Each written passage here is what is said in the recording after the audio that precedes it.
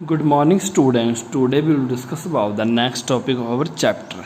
In this lecture we should discuss about the nomenclature of element with atomic number up to 100.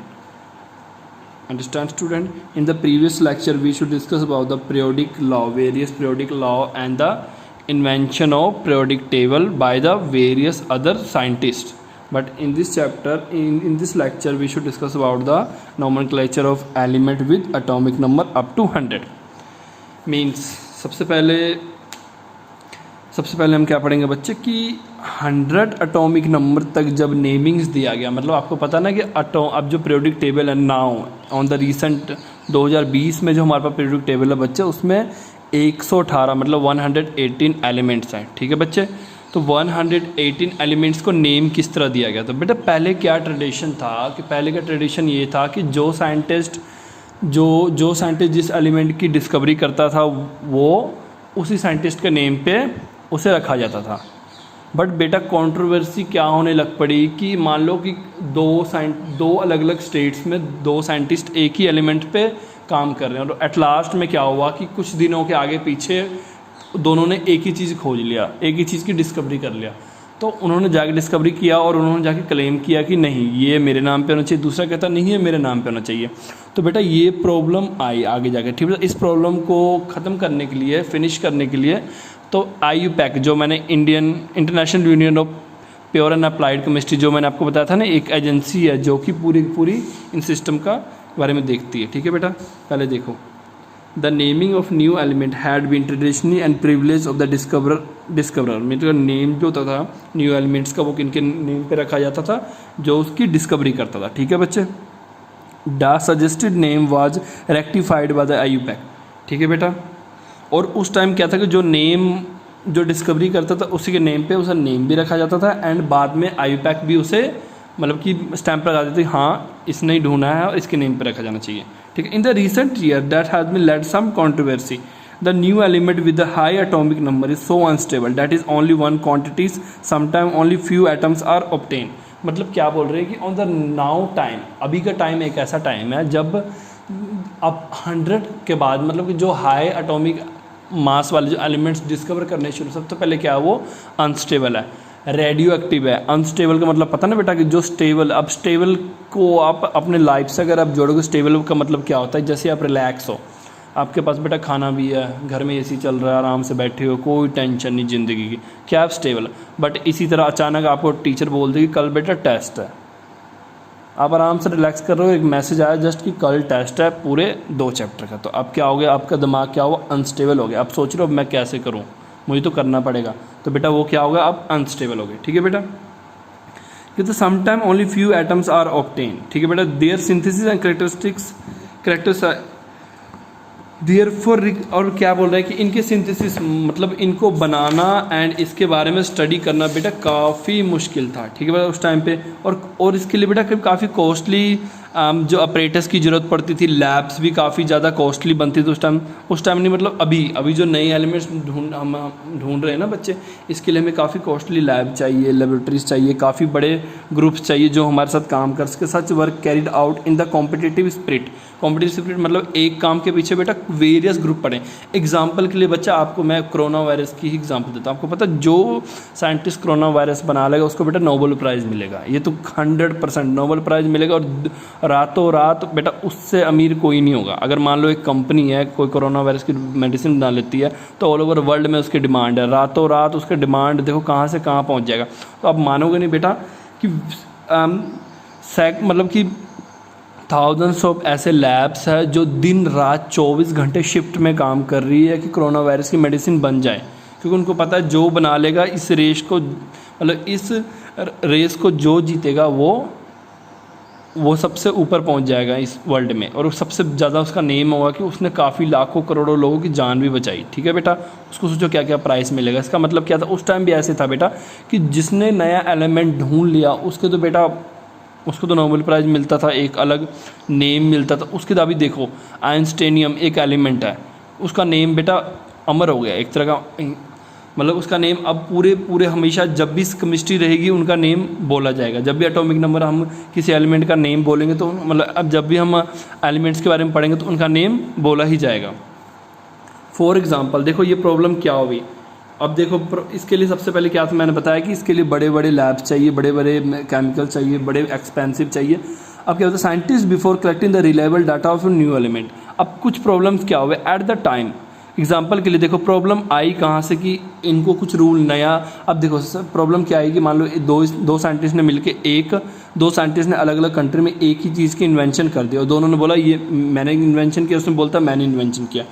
तो देखो इसका example के लिए कैसे, both American and Soviet scientist claimed credit for the discovery of element 104। और American और Soviet scientist ने दोनों ने क्या हुआ, वो किसका क्लेम करने लग पड़े कि एलिमेंट 104 हमने ढूंढा, वो कहते हैं हमने ढूंढा। तो अमेरिकन साइंटिस्ट बोलता था इसका नाम रदरफोर्डियम रखा जाए और सोवियत साइंटिस्ट बोलते थे इसका नाम कर्चोरियम मतलब कि रखा जाए, ठीक है बेटा। बट प्रॉब्लम क्या हुआ कि अब किसकी माना जाए कि किसने पहले डिस्कवर किया, कि सोवियत वालों की अमेरिकन वालों की। हाँ पर एक चीज़ बता देता हूँ कि रदरफोर्डियम ही रखा गया था, अमेरिकन वाले ये केस जीते थे और रदरफोर्डियम रखा गया था, ठीक है बेटा। To avoid such problem the IUPAC वो एजेंसी है जो केमिस्ट्री के सभी रूल्स डिसाइड करती है, has made recommendation that until new element describe is proved. मतलब जब तक नया एलिमेंट डिस्कवर होता है और प्रूव नहीं कर देते कि किसने इसे डिस्कवर किया तब तक के लिए।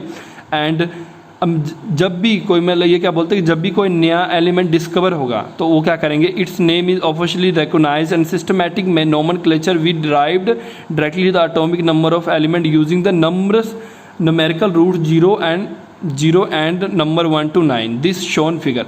अब उन्होंने क्या बोला बेटा कि जब भी कोई नया एलिमेंट डिस्कवर होगा उसका नेम किसके नेम पे दिया होगा, जो वो नोमेनक्लेचर दे रहे हैं, नोमेनक्लेचर जो नए एलिमेंट्स के लिए, ठीक है बच्चा। अब देखो बेटा the which make up the atomic number, और इसके आखिरी में क्या लगेगा बेटा, ये देखो इसके आखिरी में लगेगा IUM। और वो जो भी अब ये देखो नोमेनक्लेचर है ना, 0 के लिए कुछ है, 1 2 और 9 तक देखो बेटा सबके लिए अलग अलग है, ठीक है बेटा।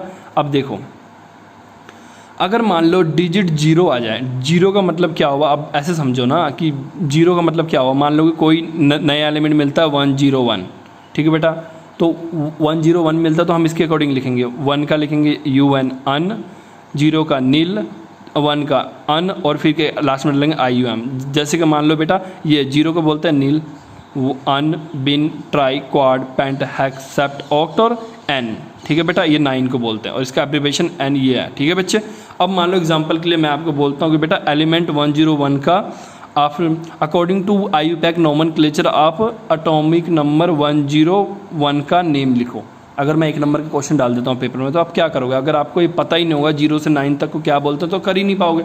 तो आप क्या करोगे, 1 को क्या बोलते हैं बेटा अन, 1 को क्या बोलते हैं बेटा अन, 0 को क्या बोलते हैं नील, 1 को क्या बोलते हैं अन और आखिरी में क्या डाल IUM। अब देख लो 101 से लेकर आप जितने भी हैं कहीं भी देख लो। और अब देखो बाद में बेटा इसके ऑफिशियली नेम दिए गए, जब इसकी प्रॉब्लम सॉल्व होगी, मतलब इनकी प्रॉब्लम सॉल्व हो गई, केस कूस ख़त्म हो गया कि हाँ इन मैंडलीव ने किया था। ये देखो 104 रदरफोर्डियम का नाम है ना, रदरफोर्ड जो साइंटिस्ट मतलब कि अमेरिका वाले थे वो केस जीते तो उनका नेम पे है। जब तक नहीं केस ख़त्म होगा, मतलब जब तक प्रॉब्लम्स नहीं ख़त्म होगा तब तक टेम्प्रेरी बेसिस पे उन्होंने इसके अकॉर्डिंग नेम देना शुरू कर दिया, ठीक है बच्चे। और उसका सैम्पल भी वही डिसाइड करते हैं आईयूपैक वाले। ओके स्टूडेंट्स, नेक्स्ट देखो,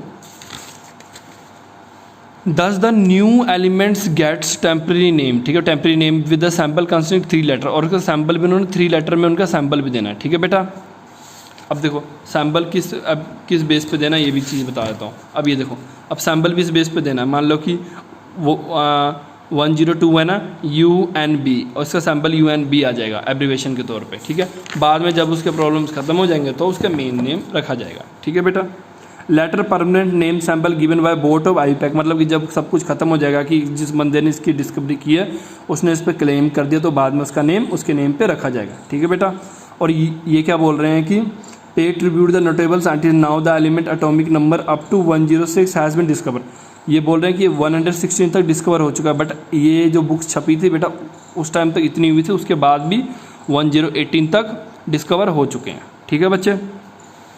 उसके बाद नेक्स्ट हम पढ़ेंगे electronic configuration of element and the periodic table, ठीक है बेटा। आज हम यहीं तक पढ़ेंगे, उसके बाद मैं नेक्स्ट टॉपिक में कराऊंगा इन द प्रीसीडिंग यूनिट। अब देखो सबसे पहले मैं ये क्यों करा रहा हूँ, हमने पीछे जो चैप्टर्स पढ़े उसमें क्या पढ़ा है बेटा, हमने शेल पढ़ा है, ऑर्बिटल पढ़ा है, आपने पढ़ा है ना K shell, L shell, M shell, ये पढ़ा हुआ है ना बच्चे आपने ये वाला, कि ये सब पढ़ा ना, K shell L shell M shell, ठीक है बेटा। और आपने पता ना जो ये तो शेल होता है, ये जो गोल जिसमें इसमें इलेक्ट्रॉन मान लो मूव कर रहा है, तो ये इलेक्ट्रॉन इसमें जो मूव करता है उसको क्या बोलते हैं, ऑर्बिटल्स। ये भी पढ़ा है ना बेटा। ऑर्बिटल कौन कौन से होता है, एस होता है, पी होता है, डी होता है, एफ होता है, ठीक है बेटा। और हमने ये भी पढ़ा है ना पीछे की distribution of electron into orbital, मतलब जो इलेक्ट्रॉन्स है, जो हमारे पास मान लो कि 5 इलेक्ट्रॉन है, 5 इलेक्ट्रॉन को हम इस ऑर्बिटल में कैसे डिस्ट्रीब्यूट करेंगे उसे बोलते हैं बेटा electronic configuration. An element located in the periodic reflect the quantum number, और आपने पढ़ा ना क्वांटम नंबर पढ़ा था, मैग्नेटिक क्वांटम नंबर पढ़ा था, ठीक है बेटा, एन एल एम एल सब पढ़ा था ना बेटा। तो अब जो हम नेक्स्ट पढ़ेंगे टॉपिक में, ये मतलब ये टॉपिक यहाँ से हम शुरू करेंगे नेक्स्ट टॉपिक में, नेक्स्ट लेक्चर में, उससे हम यही पढ़ेंगे कि ये डिटेल्स में पढ़ेंगे कि एन है तो एन क्या है, तो उसकी कैसे यूजेस है, कैसे फिल होता है, किस में पहले इलेक्ट्रॉन जाता है। वैसे तो मैंने लास्ट लेक्चर में आपको बताया था, लास्ट लेक्चर जो हमने हमारा सेकंड चैप्टर का लास्ट लेक्चर था, उसमें मैंने बताया था कि कैसे इलेक्ट्रॉन फिल होता है वो सभी, बट उसको और डिटेल्स में हमने इसमें स्टडी करना है। ओके बेटा, थैंक यू फॉर टुडे।